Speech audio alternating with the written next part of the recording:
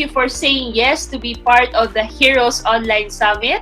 So let's start our question and answer. And let me begin by asking you, can you give us a brief background of your journey as an entrepreneur, how you started, and the process you underwent to becoming a very successful one in your field?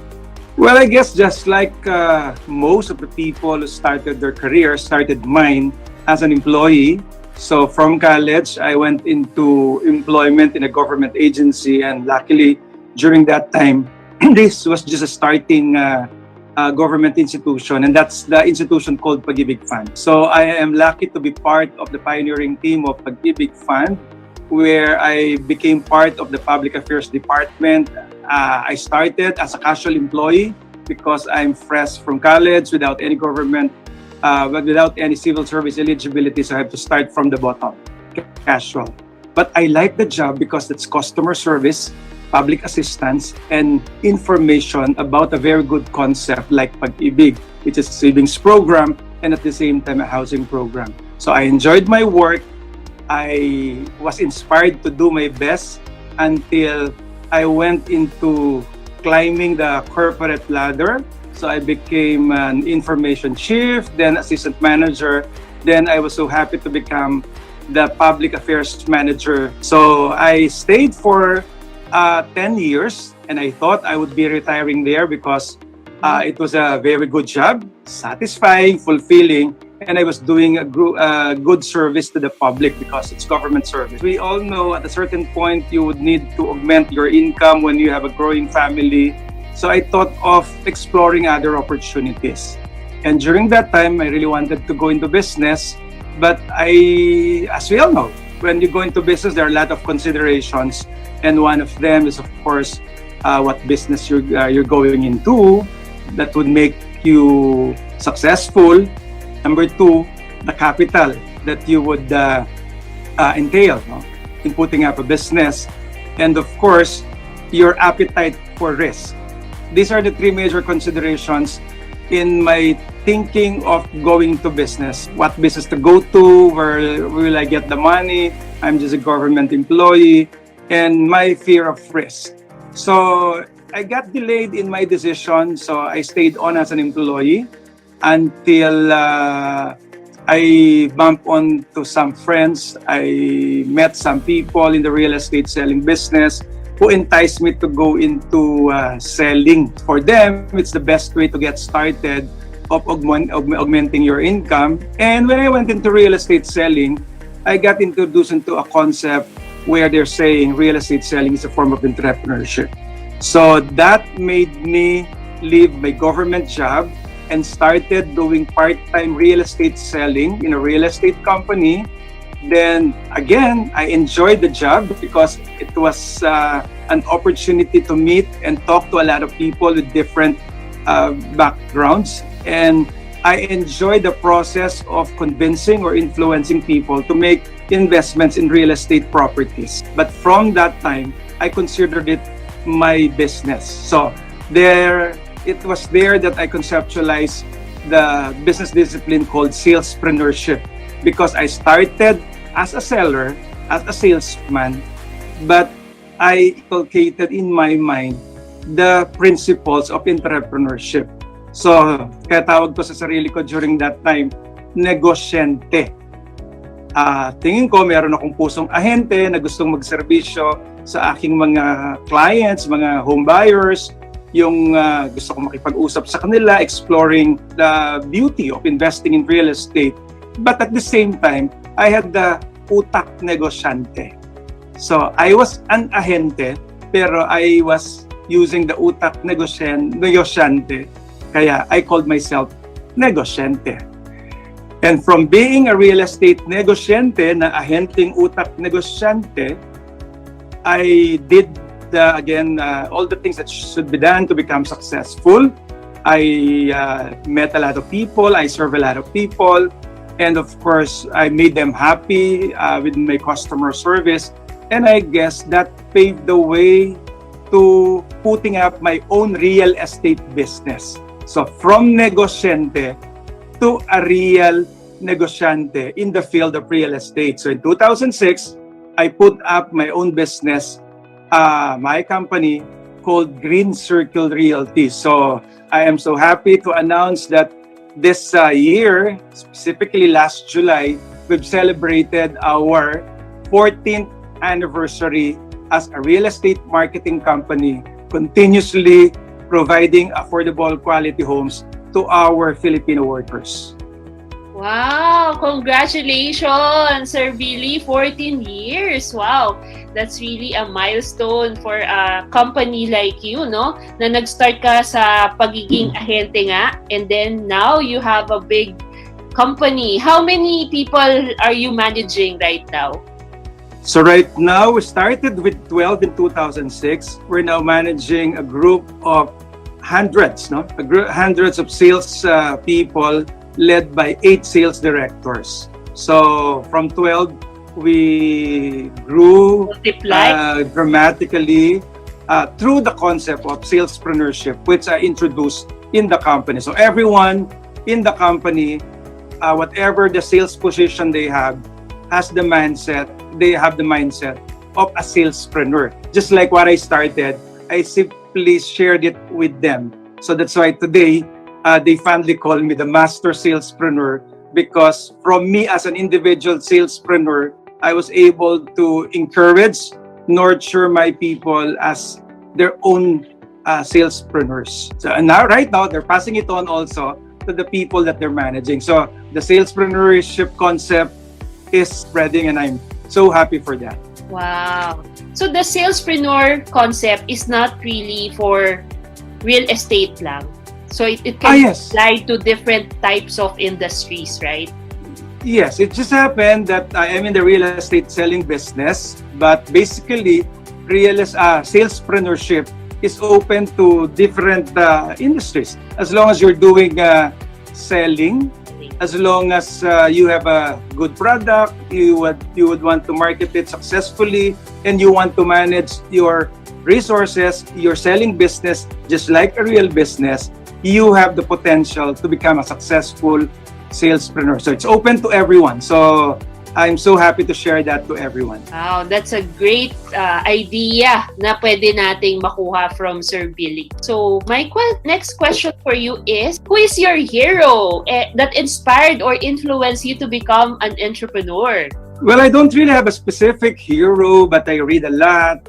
I look at people a lot. I observe a lot of people. It's ang tip ko kasi sa sarili ko from then on, parang hindi masamang mangopya to success, di ba? It's not too bad to copy success stories of successful people. So I'm so happy observing the success of other people, and I start getting different success points, no, or success factors for every person. So I read a lot. I listen to a lot of success stories, but of course, I think I would like to give credit to my mom, no, who I admire as a business person. So at a young age, I saw her as I call her the storekeeper par excellence. She has all the qualities of a very good business man. That is from discovering a product that has value, from doing creative and marketing for such a product, and of course, yung charisma niya to customers, how she can please her customers from buying up to the time that they're using whatever product, whatever commodity she was peddling. And most important, she had a good business math. She's not a graduate of whatever course, but she has very practical mathematics or business math in doing her business. She does not have to use a calculator to add all those things, no?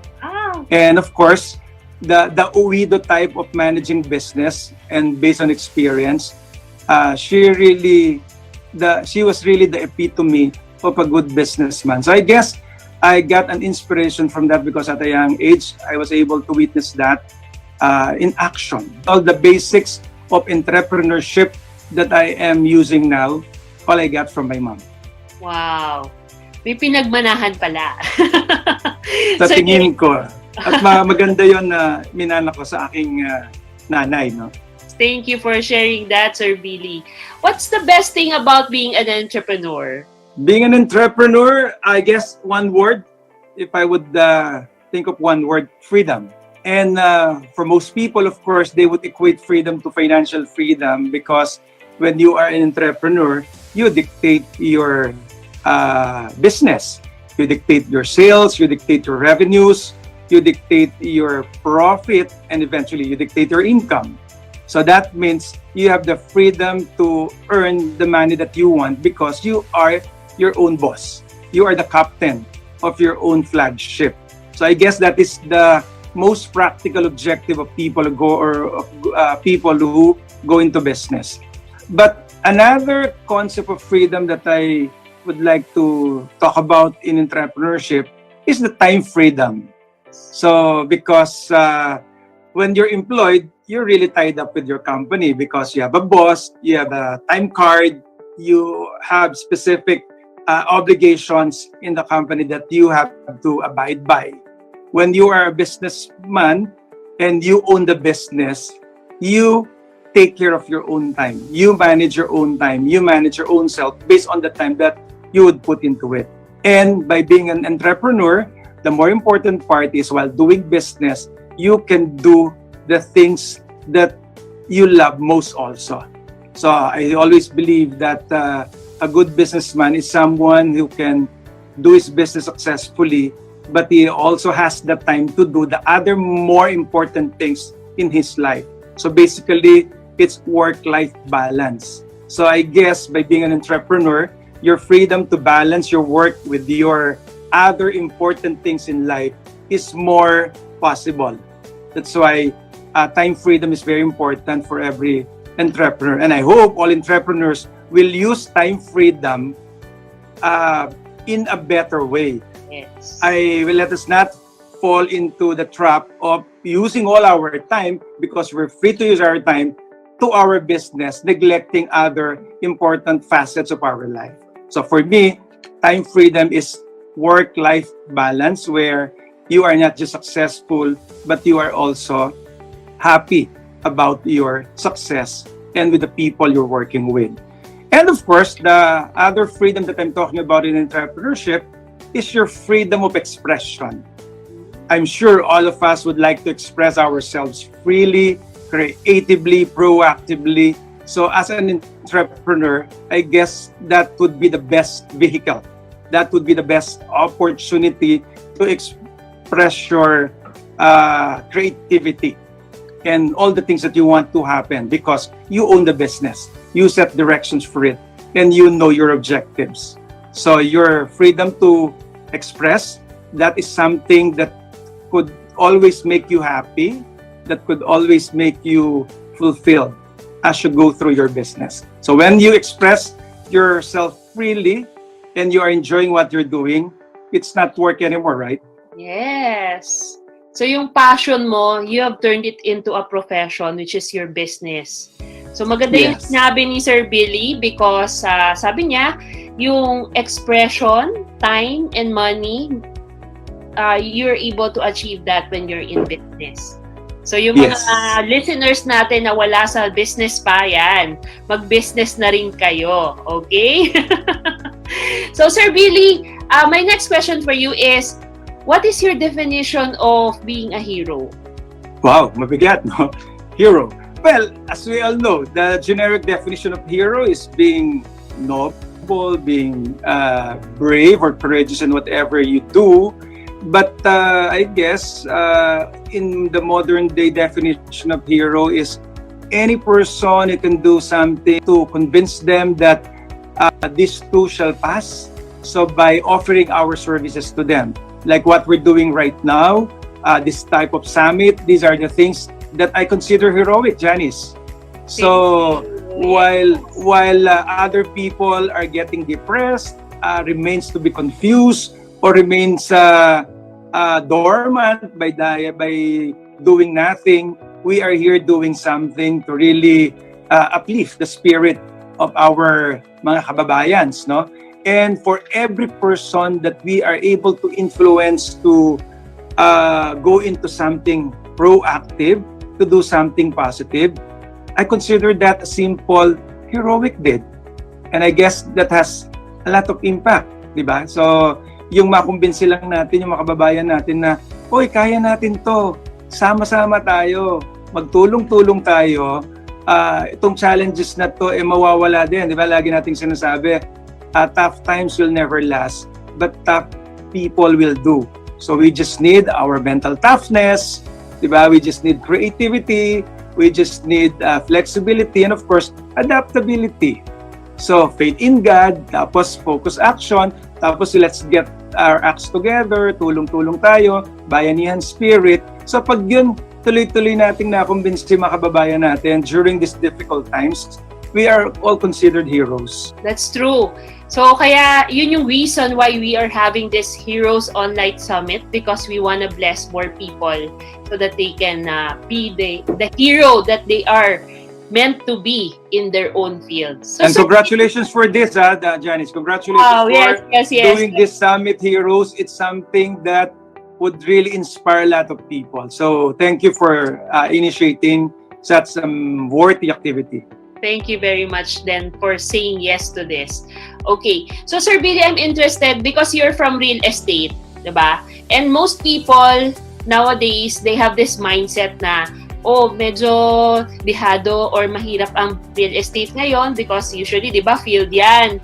They have to go out, see clients, tripping, diba? So, I'd like you to share to our viewers, what did you do in your business? How come your business is flourishing? It's thriving. So please do share it to us. Well, I guess I just follow some very important tips, no, which I guess can be followed also by other businessmen out there, whatever your business is, no. So I guess number one step during this crisis is basically to be aware of what's happening. What is the pulse of the people, no? And get updated on the real condition. So by knowing your turf, by knowing your area, that would give you an idea on what to do next. So, anong hugot ng bayan ngayon? Common na concern ng mga any businessmen, what are the pain points, di ba? What are the problems that we can solve? What are the situations that we can improve? So basically, by knowing your area, by knowing your surroundings, by knowing the pulse from the people, anong hugot nila, so that's the first thing that you have to do. And we know that's very important. Then after knowing what's happening, that time you have to position your product or service that you want to offer or that you are currently offering if you have an existing business. So if you have an existing business, you have to customize your business to what the situation needs. If you have to, the favorite word now is pivot. If you have to pivot immediately, either you retain your current product, but you have to reposition it so that it will still be valuable and it will still be acceptable to our target market. Or if you think your product is passé or became obsolete because of the current situation that you've just seen, no? This is the time to look for another product or to look for another service or to start one based on the need of the market. So you have to be very quick in that, either in repositioning your existing product or creating one that is very acceptable to the market that you want to serve now. And of course, that brings us to the third thing, no? That is the time that you have to employ a very creative and relevant sales and marketing strategy. So, what is the relevant way of doing it now during this crisis? And what's the best way so that you can really reach out to the people who may need your product? And finally, take care of your resources. Take care of your finances. Take care of the people you work with, because we will do this together. So basically, there are four things. So number one, you have to study what's happening and what's the current need, what's the current situation. So in our case at Green Circle Realty, we just felt at first mukhang ang hirap kasi real estate, meron bang bibili. But when we carefully studied the situation, by observing what's happening day by day, and that is a trait of a businessman. Be observant, diba? Dapat alam mo yung pulso.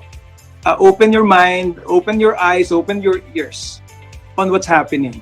And there I saw that today, during this pandemic, while the vaccine is not here, the best protection against COVID is to stay at home. And for employees, for workers, for employers, they decided to do a work from home setup, I guess for a longer time. So as a real estate marketing person, I would like to position my business now that if you would be staying at home and you'll be working from home, well, I will invite you to own a home. So that, di ba, while you're staying at home with your family and while you're doing your work, you would be comfortable because you own your own home and you have the freedom to do both yung staying at home at saka yung working from home. So why not buy a home? So more than ever, this is the best time to own a home for you and your family. That's how I assess the situation. And I guess that's also my way of positioning my product, diba, to the right target market. And of course, the third, ito na yung sinasabi nating sales and marketing strategy. So real estate selling is a very personal type of selling where you really have to meet your clients face to face, and the requirement in the sales process is going on a tripping where you accompany your buyer to the project site for your buyer to see what you are selling to him.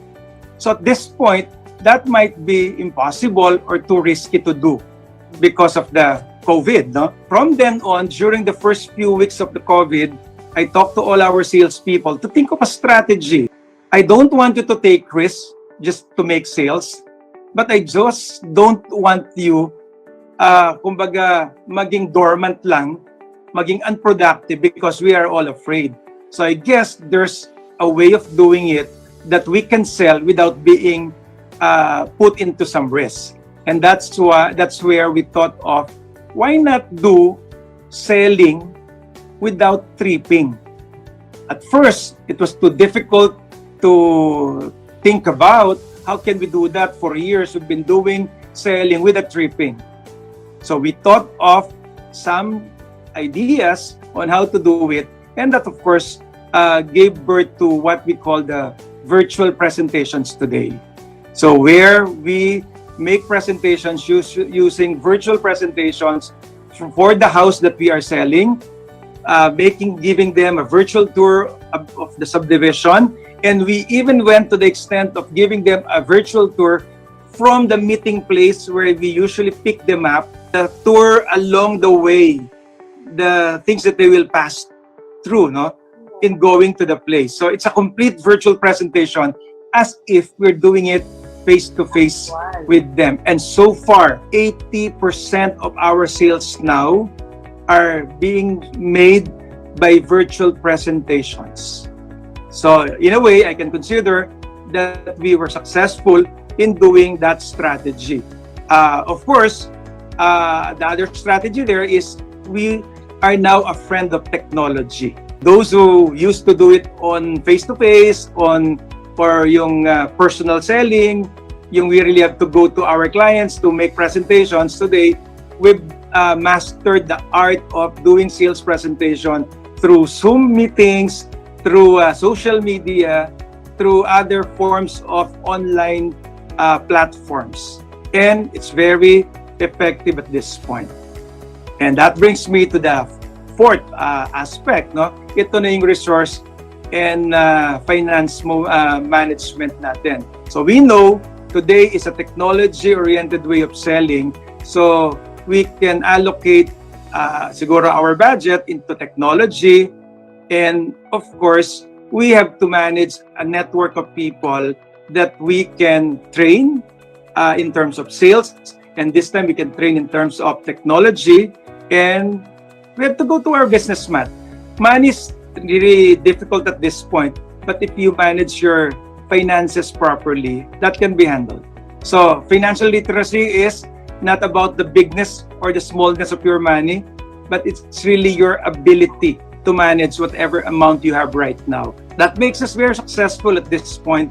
of our situation. No? May COVID tayo, may pandemic tayo, but we're almost back to our pre-COVID sales level at this point. Ang galing no? So talagang I honor you, Sir Billy, because you are a true entrepreneur who has a growth mindset, because that's your strategy. In fact, that's your strategy of being successful.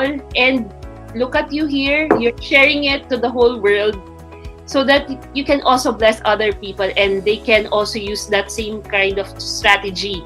Diba? So, yeah, that's applicable to all businesses, no? Yung 4 steps na yon that can they can modify it, they can customize it for their particular business. But basically, those 4 steps, it's open for use for everyone. I'm amazed. Okay, Sir Billy, what aspect of an entrepreneur's life should one prioritize in order to cope up with this pandemic? I guess it's the thing I called AQ. So AQ means adversity quotient. So at this point, more than IQ or intelligence quotient or EQ, emotional quotient, to get started, to survive or better thrive in this pandemic time, we have to have a very high AQ. That means we can overcome whatever adversities that we are facing. Because when we are ready to overcome adversities, a lot of things can happen already. So that's the time that we can really do a positive and proactive approach in everything that we do. That will open to creativity. That will open to our ability to communicate with a lot of people so that we can put up a very strong network that would help us in this business. Diba? Remember, in business, if you are not networking, you are not working. So we really have to get in touch with people every day. And in this case, I would always share my favorite line, no? Every day is opportunity day. In the middle of crisis, if we wake up each morning with the belief that every day is opportunity day, whatever the situation is, that's a great start for everyone's success. So having a growth mindset will be easy if yung AQ mo is mataas, kasi you can start thinking of everything positive that would make you successful, and you can gloss over all the other negative things around you. So it takes AQ that would always make you stay afloat, that would always give you a happy disposition. Sabi ko nga sa Tagalog, wala naman yan sa sitwasyon, nasa disposition. Yes, we cannot create our situations, di ba? They will just come. We never thought that COVID will come in our lives. So yes, we cannot choose our situations, but we can always choose our response to whatever situations that would come in. And that would be the one to define if we will become successful. And I hope in every situation that we have, negative or positive, we would choose to respond positively and proactively so that success will just be around the corner.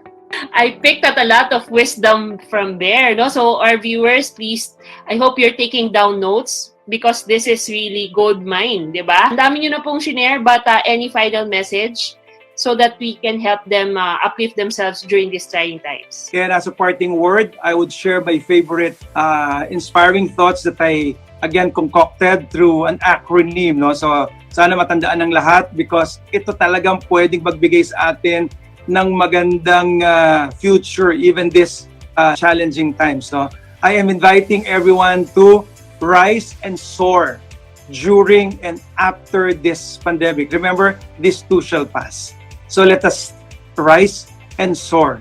And for rise, I would like to define rise by being resilient, by being innovative, by being self-driven, and most important, by being enthusiastic. Nothing great has been achieved without enthusiasm. So, kahit na kung minsan ang hirap bumangon sa umaga, ang hirap matulog sa gabi because of the problems that we are experiencing right now, let's at least maintain our enthusiasm that every morning is another beautiful day waiting to be explored and discovered. So I repeat, to rise, we have to be resilient, innovative, self-driven. Nung wala nang kailangang boss o may magpapaalala sa'yo, just do it.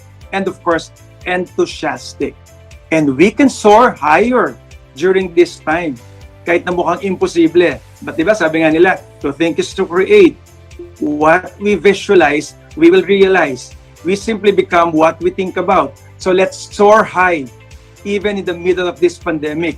And we can soar high if soar means to you discovering your strengths. Lahat tayo may strength.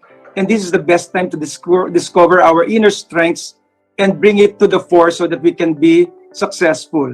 And that strength that you would discover, match them with whatever opportunity available at this point. Remember, there are opportunities in the deepest, even in the deepest crisis. Just keep on exploring. So match your strength with those opportunities that you would see. Then you have to start doing focus action, massive actions, and definitely you would produce results. So ibig sabihin, let's soar higher by focusing on your strengths, your opportunities in your midst, your actions that would produce results. So with that, I guess we can all be successful during this time of pandemic because we are the captain of our own flagship.